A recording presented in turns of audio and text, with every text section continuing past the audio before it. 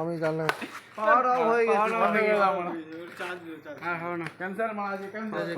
কীর্তন বন্ধ।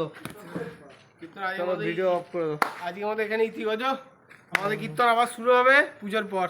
ঠিক আছে, আজকের মতো এখানেই সমাপ্ত। Happy Holi, happy Holi, happy Holi guys, happy Mahalaya, happy Bijaya Dashami. vacation। আপনারা পূজা ভালো কাটাবেন। নমস্কার, ধন্যবাদ। ধন্যবাদ। কেটে দাও, কেটে দাও, কেটে দাও।